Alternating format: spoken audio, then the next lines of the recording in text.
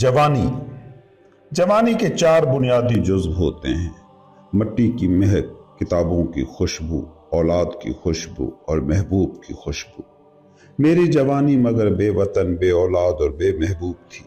میری واحد آرزو، میرا واحد مقصود بس ایک تھا: مرشد، میرے اندر کی محبت کی آگ کو اپنی ہتھیلیوں میں سمیٹ کر پکڑنے والا شیخ۔ میں ابھی بلوغت کی عمر کو نہیں پہنچا تھا، میرے والد نے مجھے ایک استاد کے سپرد کر دیا تھا۔ مجھے دل میں بڑی ہنسی آئی، میں نے سوچا یہاں مجھے روکنے والا کیا ہے؟ یا تو میں بھاگ جاؤں گا یا ان لوگوں کے دماغ خراب کر دوں گا۔ مدرسے میں وہ شاگرد جو استاد کی ہر بات پر بلبلے کی طرح نظریں جمائے رکھتے تھے مجھے غصہ دلاتے تھے۔ استاد جو سوال کرتا وہ میں کبھی سنتا ہی نہیں تھا۔ ایک دن استاد نے ایک سیب ہاتھ میں پکڑ کر ایک طالب علم سے کہا، میں نے اللہ کو دیکھا اور اللہ سے سیب مانگا اور اللہ نے مجھے سیب دیا۔ بایزید بستامی نے اللہ کو اللہ سے مانگا، تم کس کو مانگتے؟ طالب علم نے کہا، میں بھی اللہ کو اللہ سے مانگتا، بایزید کی عزت کے لیے۔ استاد نے مجھ سے بھی یہی سوال کیا۔ میں نے اس کے سر کی طرف اشارہ کرتے ہوئے کہا، میں تمہیں مانگوں گا۔ استاد نے سر جھکا کر ہلایا لیکن کچھ کہا نہیں۔ پھر اس کے بعد میں نے کچھ نہ کہا، مگر میرے اندر الفاظ، اظہار اور معنی ایک طوفان کی طرح اٹھنے لگے۔ ہر بچے میں جو عجیب حالات نہیں پائے جاتے وہ حالات مجھ میں آنا شروع ہو گئے۔ استاد نے بعد میں میرے والد کو سختی سے ہدایت کی کہ مجھے پڑھانا ہے تو مجھے دمشق کے مدرسے بھیجا جائے۔ میرے والد نے استاد کی بات مانی اور مجھے دمشق روانہ کرتے ہوئے یوں دعا دی، اللہ تمہیں ایسا رفیق دے جو پچھلے اور آئندہ کے علم والے ان کی حقیقتوں کو تمہارے لیے ظاہر کرے، حکمت کے دریا اس کے دل سے تمہاری زبان تک بہہ کر آئیں۔ میرے دور کے مطابق میری غیر معمولی خصوصیات، میرے الفاظ کے ذریعے دوسروں کو چونکا دینے والی شخصیت، وقت کے موجودہ اصولوں اور روایات کے خلاف اٹھنے کی وجہ سے میرے ارد گرد کے لوگ کبھی میری باتوں پر غصہ کرتے تو کبھی دلچسپی لیتے۔ لوگ جب میری باتوں اور سخت الفاظ کو سنتے تو مجھے عجیب و غریب، برداشت نہ کی جا سکنے والی شخصیت سمجھتے۔ ان کی یہ تعریفیں مجھے ذرا بھی متاثر نہیں کرتی۔ شام کے ایک کارواں سرائے میں تھا، دوسرے نے پوچھا، کیا تم خانقاہ میں نہیں آتے؟ میں کہتا میں خود کو اس قابل نہیں سمجھتا۔ پھر مدرسے میں کیوں نہیں آتے؟ میں کہتا میں بحث کرنے والوں میں سے نہیں ہوں، اگرچہ باتیں میں سمجھ لیتا ہوں مگر بحث و مباحثہ مجھے پسند نہیں، کیونکہ اگر میں اپنی زبان میں بات کروں تو وہ مجھ پر ہنسیں گے، مجھے کافر کہیں گے، مجھ پر کفر کا ٹھپا لگائیں گے۔ میں غریب ہوں، غریب کا مقام تو کارواں سرائے ہی ہے۔ میری ایک عادت ہے، جب بھی کوئی میرے پاس آتا ہے تو میں اس سے پوچھتا ہوں، محترم کیا تم بات کرنے آئے ہو یا سننے؟ اگر وہ کہتا ہے کہ میں بات کروں گا تو میں 3 دن 3 راتیں مسلسل اسے سن سکتا ہوں اور آخر وہ خود بھاگ کر چلا جاتا ہے اور میں بچ جاتا ہوں۔ اگر وہ کہے کہ میں سنوں گا تو میں جواب میں کہتا ہوں، پھر ہم دونوں آپس میں ہم آہنگ ہو جائیں گے۔ پھر میں بات شروع کرتا ہوں۔ شام میں ایک مجلس ذکر میں داخل ہوا۔ ایک شیخ اپنے مریدوں کو فنا فی اللہ کی منزلیں سمجھا رہا تھا۔ میں نے غصے سے اس کے پاس جا کر پوچھا، تم اللہ کو کہاں کہاں دیکھتے ہو؟ حسینوں کے چہروں میں اللہ کا عکس دیکھتا ہوں، وہ چہرے آئینے کی طرح ہیں، اور پانی اور مٹی میں بھی دیکھتا ہوں۔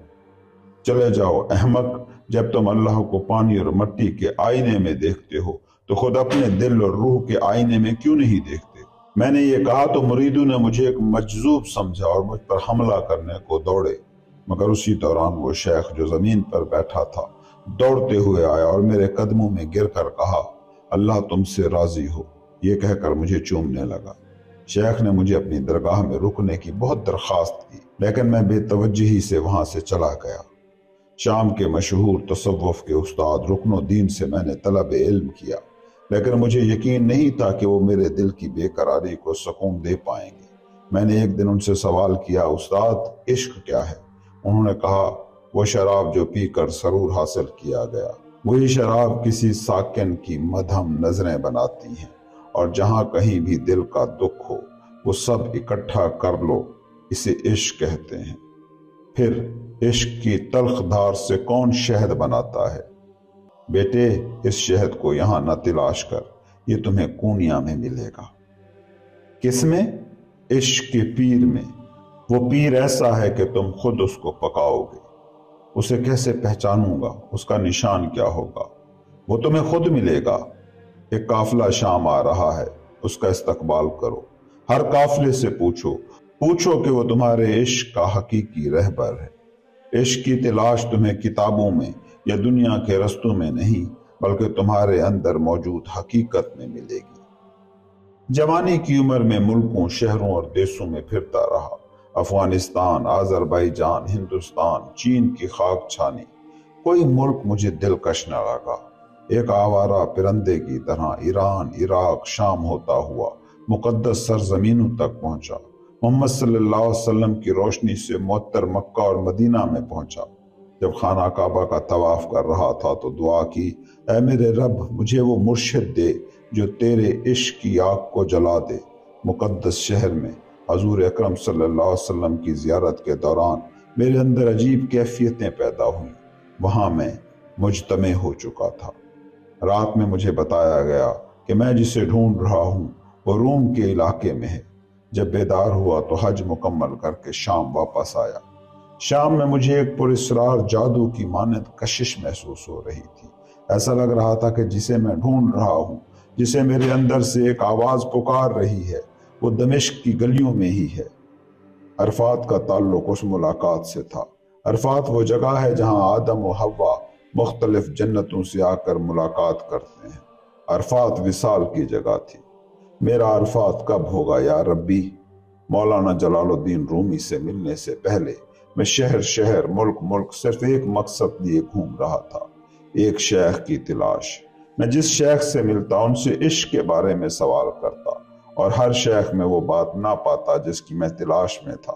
اس لیے میں نے اپنی آمادگی کو محفوظ رکھا۔ عشق کی تلاش نے مجھے کونیا کی طرف کھینچا۔ کیا میں تلاش کرنے والا تھا یا مجھے تلاش کیا جا رہا تھا؟ نہ میں سمجھ سکا نہ وہ۔ میں دائرے میں گھوم رہا ہوں۔ اے عشق، میں رکتا نہیں، گھومتا رہتا ہوں۔ میں تلاش کرتا ہوں، میں اپنے اندر کی دوری تلاش کرتا ہوں۔ اے عشق، دور کی نزدیکی کی محبت کو، میں اپنے اندر کے اندر کو، باطن کو تلاش کرتا ہوں۔ اے عشق، اندر کی میں جو تجھے تلاش کرتا ہوں۔ میں تجھ میں جو ہوں، تجھ میں جو میں ہوں، دونوں کو تلاش کرتا ہوں۔ نہ میرے اندر نہ تیرے اندر، جو تیرے اور میرے اندر کی حالت ہے اسے تلاش کرتا ہوں۔ ایک کامل قبولیت، ایک سکون، ترک مزاحمت، ایک قربانی، ایک فنا، ہاں میں وہی تلاش کرتا ہوں۔ اے عشق، عشق میں جلنا، عشق میں بدلنا، عشق میں محسوس کرنا، عشق میں ادراک، عشق میں مٹنا، میں یہ تلاش کرتا ہوں۔ اپنے اندر کی قربت کو، قربت میں اپنی ذات کو، اپنے اندر تجھے، میں یہ تلاش کرتا ہوں۔ گھوم رہا ہوں، اے عشق، گھوم رہا ہوں۔ میرے اندر ایک آگ ہے، اے عشق، میرے دل میں آگ ہے۔ میری آنکھوں میں آنسو ہیں، دل میں آگ اور آنکھوں میں دریا بہہ رہا ہے۔ میں تلاش کر رہا ہوں، اے عشق، میرے اندر کی آگ میں۔ میں اس آگ میں حضرت ابراہیم کو تلاش کر رہا ہوں جو جل کر بھی نہ جلے۔ تلاش کرتے ہوئے میں آنکھوں کے سیلاب میں بھیگ رہا ہوں۔ نہ وہ آگ نہ وہ آنسو دل کے گھر کو صاف کرتے ہیں۔ اے آنکھ بے وقوف، دل کے کمرے میں پانی لے کر آ۔ اگر تم جان پاتے اے عشق، اگر تم جان پاتے میرے گھر میں کتنے بت ہیں۔ بادشاہ کسی قلعے میں داخل نہیں ہوتا جب تک وہ مکمل نہ ہو۔ تم کہتے ہو حضرت ابراہیم، میں سنتا ہوں، لیکن اے عشق کون سی قربانی ہمیں پاک کرے گی؟ کون سا بکرا؟ لیکن اے عشق جو چیز میں تلاش کر رہا ہوں وہ پاکیزگی، ایک صفائی ہے۔ تم جانتے ہو مجھے ایک عشق چاہیے۔ میرے گھر میں کتنی آگ ہے اے عشق، مجھے ایک ایسا ابراہیم چاہیے جو آگ کا دوست ہو۔ میں تلاش کر رہا ہوں اے عشق، ایک راستہ جو قریب کرے، ایک برق جو مجھے قریب تر کر دے۔ شاید کوئی راستہ، شاید کوئی بلندی، شاید کوئی امید، شاید کوئی کہانی، شاید کوئی دوا۔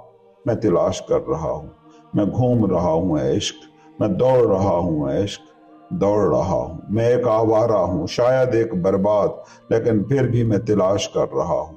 میں تلاش کر رہا ہوں اے عشق، نوح کی کشتی کو جو امن تک پہنچاتی ہے، کوہکاف پر تلاش کر رہا ہوں۔ ایمان اور محنت کے ساتھ میں نے تمام پہاڑوں، آگ کے سمندروں کو پار کیا، امن تک پہنچنے کے لیے نوح کو تلاش کر رہا ہوں۔ اپنے ہاتھ چھوڑ چکا ہوں، ادھر ادھر گھوم رہا ہوں جیسے میں ایک آوارہ ہوں، لیکن میرا دل کھلا ہے، میرے اندر کا آسمان اس کے ساتھ بات کر رہا ہوں۔ میں حضرت سلیمان کے طریقے سے بھی بات کر رہا ہوں۔ اٹھتے ہوئے شکاریوں اور پرندوں سے میں ایک رفیق تلاش کر رہا ہوں، اے عشق، ایک دوست، وہ دوست جو قربانی کے ساتھ قریب کرے، وہ دوست جو قربانی کے ساتھ نزدیک کرے۔ دوست ایک سانس ہے جو مردہ روحوں کو زندہ کرتا ہے۔ دوست حضرت خلیل اللہ ہے، دوست حضرت عیسیٰ ہے، دوست وہ ہیں جو کائنات کا فخر ہیں، جو عالم کی رحمت اور برکت ہیں، حق کے محبوب ہیں۔ میں ایک رفیق تلاش کر رہا ہوں، اے عشق، ایک دوست۔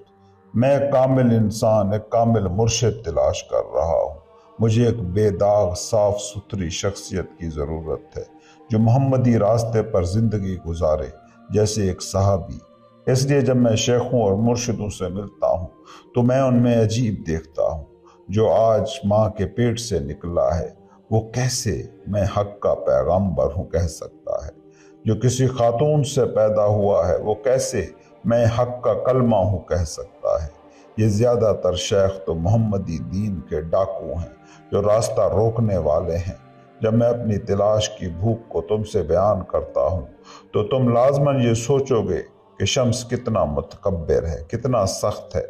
جب مجھے وہ مل جائے گا جس کی میں تلاش کر رہا ہوں تب تم مجھے بہت اچھی طرح سمجھو گے۔ میں ہمیشہ مفاد اور دکھاوے کے پیچھے دوڑنے والے شیخوں سے دور رہا ہوں۔ اپنی زندگی میں نے کبھی کسی شیخ کا پیچھا نہیں کیا جب تک میں مولانا سے نہیں ملا۔ ان شیخوں میں سے حضرت محی الدین ابن عربی بھی شامل ہیں۔ مولانا کو پہچاننے کے بعد میں نے سمجھا مولانا ایک موتی ہیں اور محی الدین ابن عربی ان کے سامنے کنکر بھی نہیں۔ عشق کو ایک خوبصورت لڑکی کی آنکھوں سے حاصل کر کے، مادی اور بشری عشق کی مہمات کے بعد تصوف کے عشق کی طرف رخ کر کے الہی عشق تک پہنچنا نہ مولانا میں ہوا نہ مجھ میں۔ میری الہی عشق کی تلاش ایک افسانے اور کہانی کی طرح بشری عشق کے مرحلے کے بعد نہیں ہوئی۔ ہر انسان کے لیے ایک عاشق ہونے کا وقت ہوتا ہے اور ایک مرنے کا وقت، مگر میرے لیے مرنا نہیں ہے۔ میں وہ عشق ہوں جس کے سامنے فرشتے سجدہ کرتے ہیں۔ میں خود کو جو سوچوں وہ بے خوفی سے کہنے میں حجاج بن یوسف، ظلم برداشت نہ کرنے میں ابو ذر غفاری، انصاف کے قیام میں حضرت عمر سے ملتا جلتا سمجھتا ہوں۔ میرے لیے انصاف سے بھری ہوئی دنیا رحم سے بھری دنیا سے کہیں زیادہ اہم ہے۔ لوگوں کے ساتھ ایک دوسرے سے ملاقات میں دھیمی آواز میں آہستہ بات کرتا تھا، لیکن جب عوام کے سامنے آتا تو حجاج بن یوسف کی طرح بات کرنے کو ترجیح دیتا۔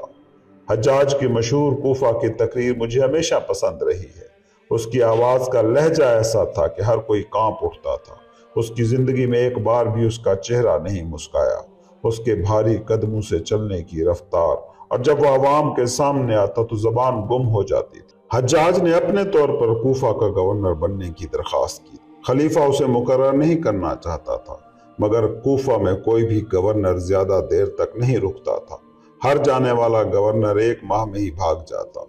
کوفہ فساد کا گڑھ تھا، کوفہ دھوکہ دینے والا تھا۔ کوفہ نے حضرت علی کو دھوکہ دیا تھا، حضرت حسین کو یزید کے حوالے کیا تھا۔ کوفہ نے مسلم بن عقیل کو اپنے ہاتھوں سے ظالموں کو سونپا تھا۔ کوفہ نے اہل بیت سے ہمیشہ غداری کی تھی۔ کوفہ مغرور تھا اور نرم الفاظ اور اچھے مشورے کو سمجھنے کی صلاحیت سے عاری تھا۔ حجاج ان تمام باتوں کو جانتے ہوئے بھی جن سے لوگ ڈرتے تھے کوفے میں اکیلا داخل ہوا۔ اس نے پھٹی ہوئی پوشاک میں بھیک مانگنے والے کا لباس پہنا اور اپنے چہرے کو چادر سے ڈھانپ کر صبح کے وقت دروازوں اور کھڑکیوں پر پتھر پھینکتے ہوئے لوگوں کو جگاتے ہوئے مسجد کی طرف بڑھتا گیا۔ لوگ اس جنونی شخص کو سبق سکھانے کے لیے مسجد کے باہر جمع ہو گئے۔ شہر کے تقریباً تمام مرد مسجد میں جمع تھے۔ وہ اس اجنبی شخص کی نیت کو جاننے کے لیے بے چین تھے۔ وہ کون ہے، کیا کرنے آیا ہے، کیوں ہمیں ہماری گہری نیند سے بیدار کیا ہے اس نے۔ جب اس نے اپنا چہرہ کھولا تو لوگ چونک گئے۔ یہ حجاج بن یوسف تھا۔ تاریخ اسے ظالم حجاج کے طور پر یاد رکھے گی۔ میرے لیے وہ ظالم نہیں بلکہ ایک عالم آدمی تھا۔ جیسا کہ میں نے کہا، پہلے انصاف بنا ہمدردی کیا فائدہ۔ میں نے جب جوانی میں حجاج کی کوفہ مسجد میں کی جانے والی تقریر سنی تو میں نے اس کی تعریف کی۔ یہ وہ مشہور تقریر تھی جس میں اس نے کہا تھا، میں مشہور آدمی ہوں، میری فتوحات، میرے کیے گئے کام ہر دن میری شہرت کو بڑھا رہے ہیں۔ کیا تم نے مجھے پہچان لیا؟ دیکھ رہا ہوں کچھ لوگ مجھے بہتر دیکھنے کے لیے اپنی آنکھیں پچکاتے ہیں، اپنی گردنیں بڑھا کر دیکھتے ہیں۔ یہ بڑھی ہوئی گردنوں پر جو سر ہیں کتنے خوبصورت انداز میں تلوار سے کٹیں گے۔ میں سر قلم کرنے میں ماہر ہوں۔ ابھی بھی میں ان پگڑیوں اور داڑھیوں کے بیچ میں سر کے قلم ہونے کے بعد بہتا ہوا خون تصور کر رہا ہوں۔ امیر المومنین نے سب سے زیادہ تند، سب سے زیادہ تیز، سب سے زیادہ مضبوط تیر منتخب کیا۔ وہ تیر میں ہوں۔ اے عراقیو، اے بے وفا اور غدارو، تمہارا دل خراب ہے۔ میں ایسا نرم دل انسان نہیں ہوں جسے نرمی سے باندھ لیا جائے۔ اے غلاموں کی نسلو، میں حجاج بن یوسف ہوں۔ میں تمہیں دھمکیاں دے کر وقت ضائع نہیں کرتا۔ تم دیکھو گے کہ میں جو کہوں گا فوراً عمل کروں گا۔ مجھے زیادہ وقت ضائع کرنا اور باتوں میں لگنا پسند نہیں ہے۔ اب سے کسی بھی جگہ میں تمہیں کسی مجمع کی صورت نہ دیکھوں۔ اجتماع، تم سب پر اس کی پابندی ہے۔ اب سے کوئی کسی سے یہ نہیں پوچھے گا کیا ہو رہا ہے، نئی خبریں کیا ہیں۔ جو کچھ بھی ہو رہا ہے وہ ہو رہا ہے، تمہیں کیا؟ فتنے کے بچوں، اب سے ہر شخص صرف اپنے کام میں لگے گا، کوئی دوسرے کے کام میں مداخلت نہیں کرے گا۔ جو بھی شخص میری گرفت میں آئے گا اس کا برا حال ہوگا۔ تمہیں سیدھا چلنا ہوگا، نہ دائیں نہ بائیں۔ میں جس شخص کو تمہارے اوپر مقرر کروں گا تم اس کی اطاعت کرو گے اور اس کے ساتھ بیعت کر کے وفاداری اور اطاعت کا عہد کرو گے۔ پھر تم لوگوں کا راستہ شروع ہوگا۔